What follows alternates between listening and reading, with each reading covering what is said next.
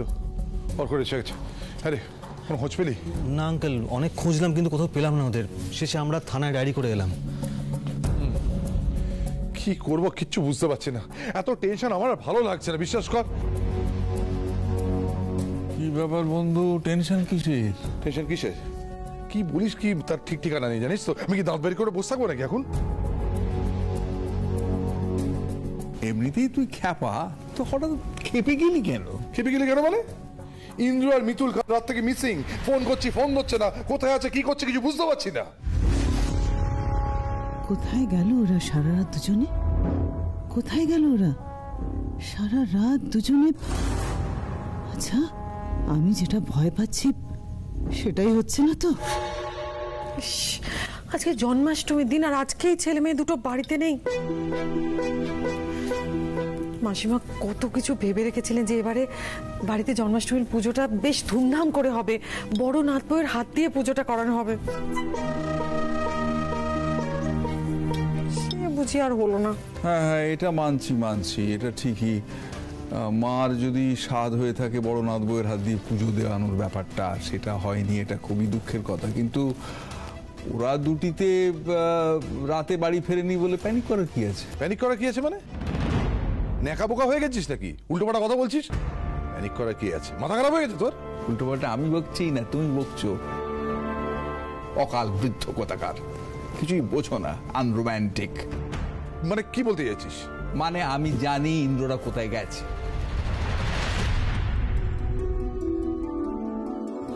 পিসাই, তুই জানো? আমি জানি, আর তুমি বুদ্ধিটি খরচ করলে বাবা তুমিও জানতে পারতে। আরে বাবা, দুটি কচি ছেলে মেয়ে, যারা কিনা আবার দম্পতি, তারা একটু নিভৃতে সময় কাটাতে চায়, সেটা কি তাদের অপরাধ? এই বাড়িতে গুচ্ছের লোক থামের মতো দাঁড়িয়ে আছে। বাবা, পিসে, দাদু, এদের সবার মাঝে প্রেম করা যায়? তুমি পারো না তো? হয় না।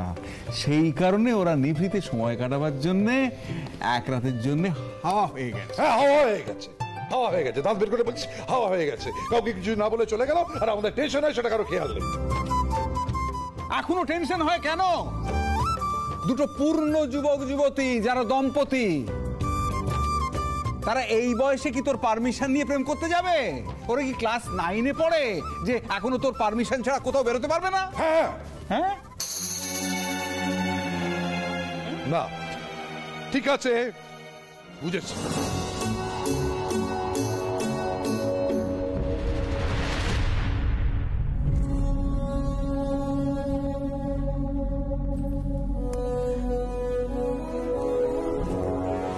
যা হচ্ছে সেটা ভালো হচ্ছে না। ইন্দ্র আর মিতুল কাছাকাছি চলে আসছে, সেটা হতে দেওয়া যাবে না। ইন্দ্রর মনে ওই মেয়েটার প্রতি ঘৃণা বাড়াতে হবে। হ্যাঁ, একদম ঠিক বলেছিস দিদি, সে তো করতেই হবে। কিন্তু আমার মাথায় একটা অন্য কথা ঘুরছে, কি জানিস? ধর এই ভাগ্নে ইন্দ্র আর মিতুলের বাচ্চা কাচ্চা হলো, তখন কিন্তু কেলেঙ্কারি হয়ে যাবে রে দিদি। হ্যাঁ দেখ, রণ আর শুভ তো নিজের ছেলে, হ্যাঁ, তাদের হাত থেকে কিন্তু এই সম্পত্তিটা বেরিয়ে যেতে পারে, আর গোটা সম্পত্তিটা গিয়ে ঠেকতে পারে ওই ভাগ্নে ইন্দ্র, মিতুল আর তাদের যদি বাচ্চা। ইম্পসিবল, ইম্পসিবল, এটা আমি কিছুতেই হতে দেব না। আমার ছেলেরা কিছুতেই এই সম্পত্তি থেকে বাদ যাবে না। হ্যাঁ, ভাগ্নে ইন্দ্র, কি রে, কোথায় ছিলি তোরা? ফোন করছিলাম, ধরছিলে না? কি হলো মিতুল, তুমি এরকম খুঁড়িয়ে খুঁড়িয়ে হাঁটছো কেন? আরে কি হয়? হাতে ব্যান্ডেজ, কি হয়েছে রে ইন্দ্র? মানে তোরা কোনো বিপদে পড়েছিলিস নাকি? এক্ষুনি সবাই অনেক প্রশ্ন শুরু করবে, কিন্তু কাউকে বলা যাবে না যে আমার চোট লেগেছে, নাহলে খামোখায় সবাই চিন্তা করবে।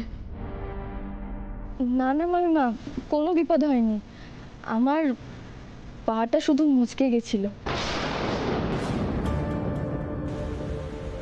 কিন্তু তোমরা ছিলেটা কোথায়? আর বাই দেবে, তোমরা যে সারা রাত বাড়ি ফিরবে না এই খবরটা কাউকে জানাওনি? ইন্দ্র, জানিস বাড়ির সবাই কত টেনশন করছিল? না, অ্যাকচুয়ালি ফোনটা চেক করা হয়নি। সে এত ব্যস্ত ছিল যে ইন্দ্র ফোন দেখার সময় পায়নি। আর সেটা বললে হয়? একটাবার অন্তত ফোন করে বাড়ির লোককে জানাতে পারতিস, তাহলে সবাই এরকম ভাবে টেনশন করতো না। কি মুশকিল, আজকে বাড়িতে জন্মাষ্টমীর পুজো। মিতুল, তুমি জানো মাসিমা কত আশা করে বসে রয়েছেন যে এই বছরে জন্মাষ্টমীর পুজো ধুমধাম করে করাবেন। তোমার হাত দিয়ে, মানে বড় নাতবউকে দিয়ে মাসিমা পুজো করাতে চেয়েছেন।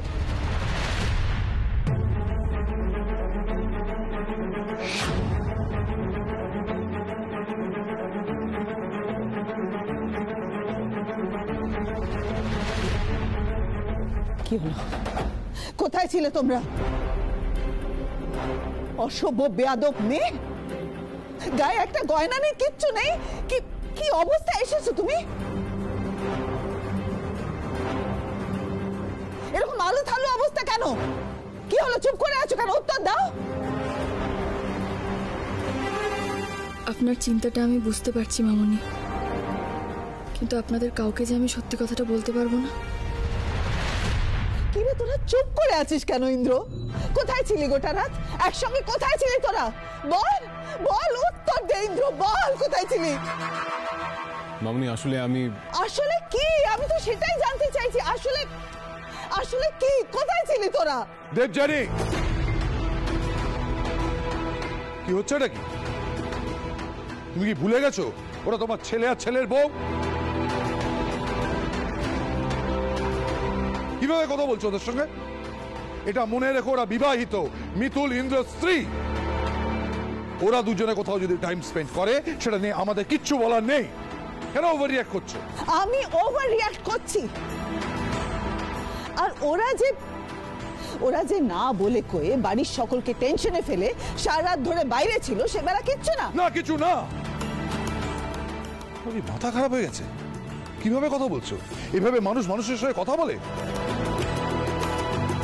তুমি ওদেরকে অপমান করছো, মিতুল ইন্দ্রকে অপমান করছো। তুমি শুধু ওদেরকে নয়, এই লাহিড়ী পরিবারকেও ছোট করছো, অপমান করছো। মিতুল এ বাড়িতে নতুন এসেছে, ওর কি ধারণা হবে? ও তো মনে করবে যে এ বাড়ির বড়রা ছোটদের এইভাবে অপমান করে, এইভাবে ছোট করে। কিন্তু সেটা সত্যি নয়, মাথায় রেখো।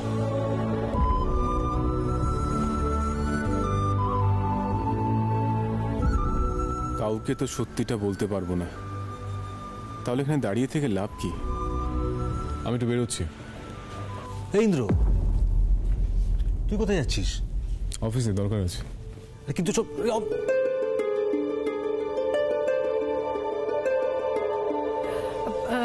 মিতুল, শোনো না, তুমি এখানে দাঁড়িয়ে থেকো না, একটু তাড়াতাড়ি নিজের ঘরে গিয়ে চেঞ্জ করে ঠাকুর ঘরে চলে এসো না গো। মাসিমা কখন থেকে তোমার জন্য অপেক্ষা করছেন। এখন তো তুমি এসে গেছো, আর কোনো চিন্তা নেই। একদম, আমি বুবলির সঙ্গে একবার দেখা করে আসি, তারপরে স্নান সেরে পুজোর ঘরে চলে যাবো। বেশ, যাও। আসি।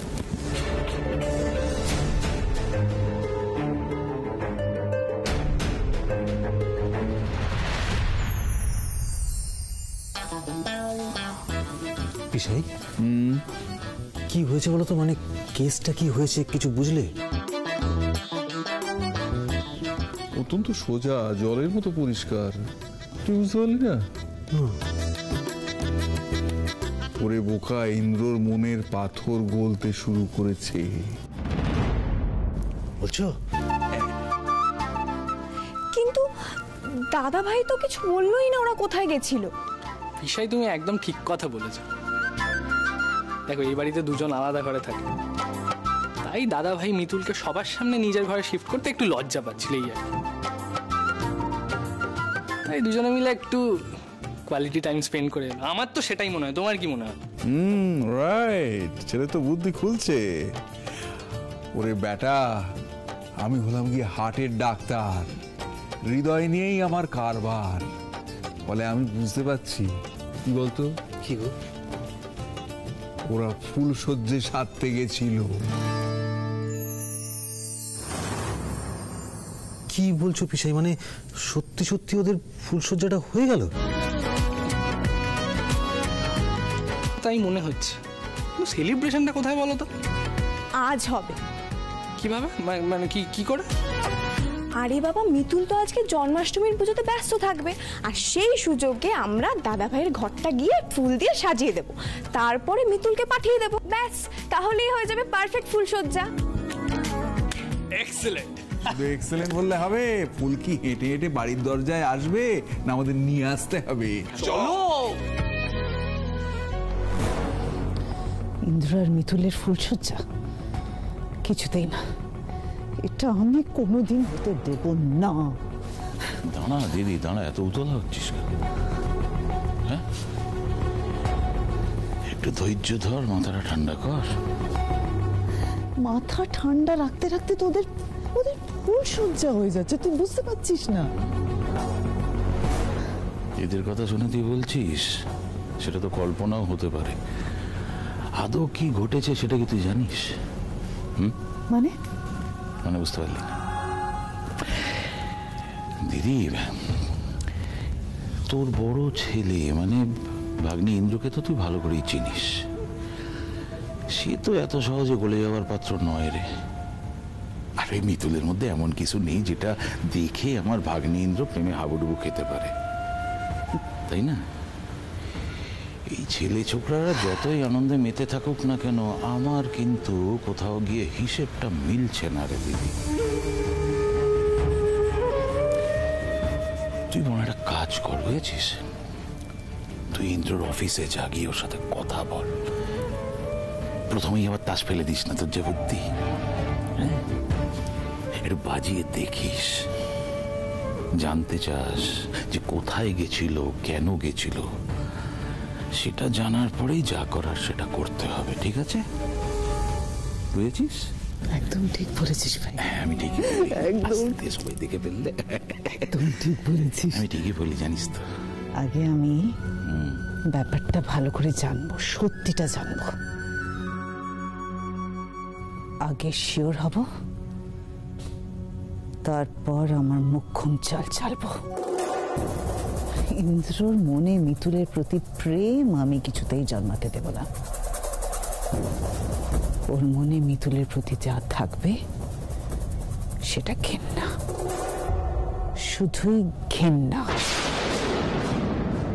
জানিস তো মিতুল মা, কালকে যখন তুই ফিরলি না, আমার না তোর উপর খুব রাগ হচ্ছিল, চিন্তাও হচ্ছিল। আমি ভাবলাম তুই তো আমায় কখনো ফেলে রেখে কোথাও যাস না, তাহলে আজকে কোথায় গেলি? তারপর তুই যখন ফিরে এসে আমায় আদর করে দিলি, আমার সব রাগ উড়ে গেল। তাই? তাহলে আমার গুগলি সোনাকে আমি আরেকটু আদর করে দিই, বল? হ্যাঁ, আদর করি ও গুগলিকে আদর করতে আমার কি যে ভালো লাগে। মিতুল, চলো নিচে দাদুর বন্ধু আর ওনার ওয়াইফ চলে এসেছে, তোমাকে দেখবে তো। ওনারা চলে এসেছেন? চলো গুগলি, তারা এসো। মিতুল, তুমি গয়নাগুলো পরোনি? গয়নাগুলো পরে নাও। গয়না? হ্যাঁ, তুমি তো বলেছিলে যে ঠাম্মি স্পেশালি ওই গয়নাগুলো তোমাকে দিয়েছে, যে দাদুর বন্ধু আর ওনার ওয়াইফের সামনে পরে যাওয়ার জন্য। পরে ফেলো। ঠিকই তো, ঠাম্মি তো আমায় গয়নাগুলো ওনাদের সামনে পরার জন্যই দিয়েছিলেন। এখন আমি না পরলে ঠাম্মিকে অসম্মান করা হবে, কিন্তু ওনারা চলে গেলেই আমি গয়নাগুলো ঠাম্মিকে দিয়ে দেব। এই গয়না নিজের কাছে রাখার যোগ্যতা নেই আমার। কি হলো? কি এত ভাবছো? কিছু না, তুমি এখানে দাঁড়াও, আমি গয়নাগুলো এক্ষুনি পরে আসছি। পরে নাও।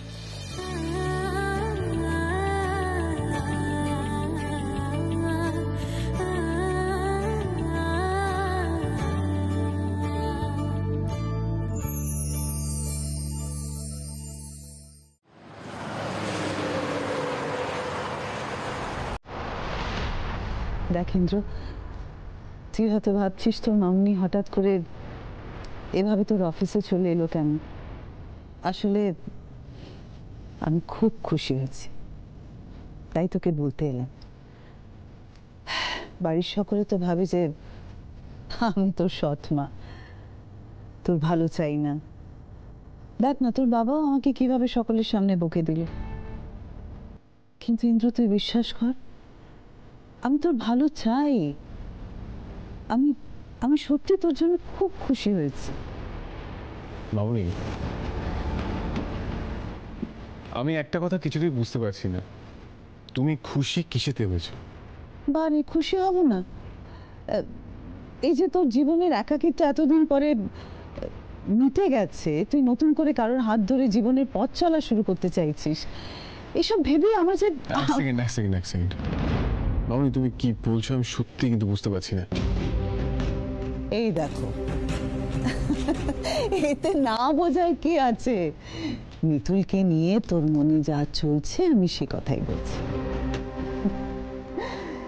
এই যে তোরা কাল সারা রাত ধরে বাইরে ছিলি, একসঙ্গে নিরিবিলি নির্জনে ভালো রোমান্টিক সময় কাটিয়েছিস, স্বামী স্ত্রীর সম্পর্ক তো এরকমই হওয়া উচিত। না রে বাবা, আমি সত্যি খুব খুশি হয়েছি যে তুই নিজেকে নিয়ে নতুন করে ভাবতে শুরু করেছিস। না না মামনি, তুমি কথা ভুল করছো। কিসের ভালো সময় কাটানো আমি তো বুঝতে পারছি না। আমরা কোনো ভালো সময় কাটাইনি। মানে তোরা একসঙ্গে কোয়ালিটি টাইম স্পেন্ড করিসনি? না মামনি, কাল মিতুলের একটা ইরেসপন্সিবল কাণ্ডের জন্য আমার ওর সঙ্গে থাকতে ইনফ্যাক্ট বাধ্য হই। সারাদিন ওখানেই ছিলাম, তবে তার মানে এটা নয় মিতুলের সঙ্গে আমার সম্পর্কটা সবচেয়ে চেঞ্জ হয়ে গেছে। আগে যেরকম ছিল এখন ঠিক তেমনটাই আছে। বিয়ে নিয়ে, সম্পর্ক নিয়ে কোনো কিছুই চেঞ্জ হয়নি। আমার ইনফ্যাক্ট বিন্দু মাত্র মাথা ব্যথা নেই সেটা নিয়ে। সত্যি? না মানে মানে সত্যি কি মিতুলের প্রতি তোর কোনো টান নেই? তুই নতুন করে জীবনটাকে নিয়ে ভাবতে চাইছিস না? মিতুলকে ভালোবাসতে চাইছিস না? না মামুনি না। কি মামনি, তুমি কেন এসব কথা বলো তো? আমি বলেছি না আমার সামনে এসব কথা বলবে না, ভালো লাগে না। আমি বলছি কারণ আমি বাড়িতে সম্পূর্ণ অন্য গল্প শুনে এসেছি। মানে বাড়ির ছোটদের, বিশেষ করে মিতুল তোদের কাল সারা রাত বাইরে থাকা নিয়ে একেবারে অন্য গল্প শোনাচ্ছে। আমি তো সেজন্য তোর সঙ্গে এতগুলো কথা বলতে এলাম। আমি সত্যি খুব খুশি হয়েছিলাম। আর দেখ, স্বাভাবিকভাবে বাড়ির ছোটরা এসব শুনে খুব এক্সাইটেড, আর তারা তো রীতিমতন তোদের ফুলসজ্জার আয়োজন করছে। হ্যাঁ বলছি তো। আর মিতুল তাদের রীতিমতন ইনস্টিগেট করছে, উস্কে দিচ্ছে।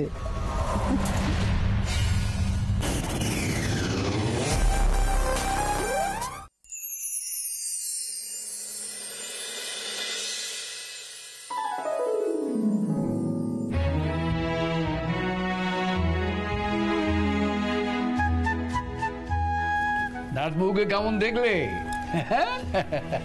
তো কত নম্বর দেবেন আমার নাতবউকে? 10-এ?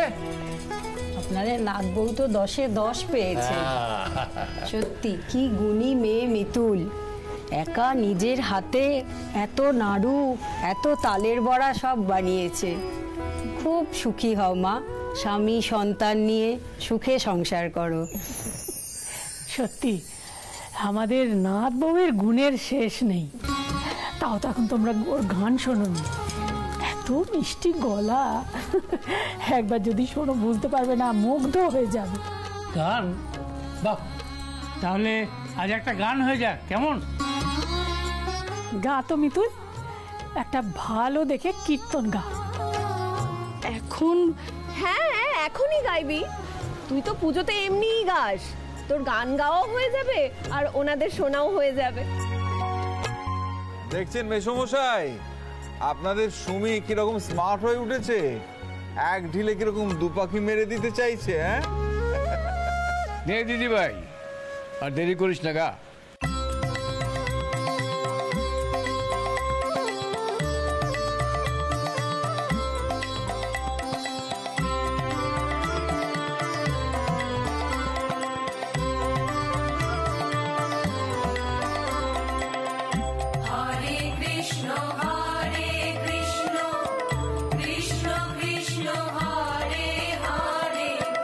Hare Rama, Hare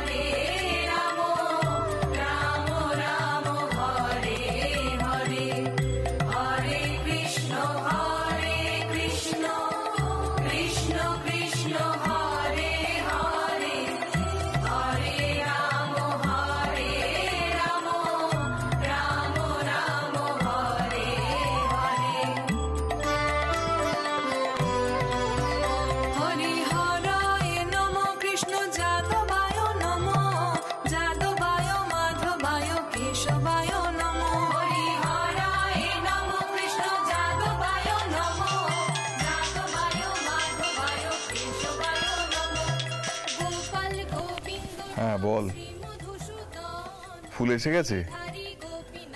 হ্যাঁ যাচ্ছি এখনই, এসে গেছি। ইন্দ্রর আসার আগে আমাদের যেতে হবে। একসঙ্গে হুড় করে ওঠো না, একে একে যাও।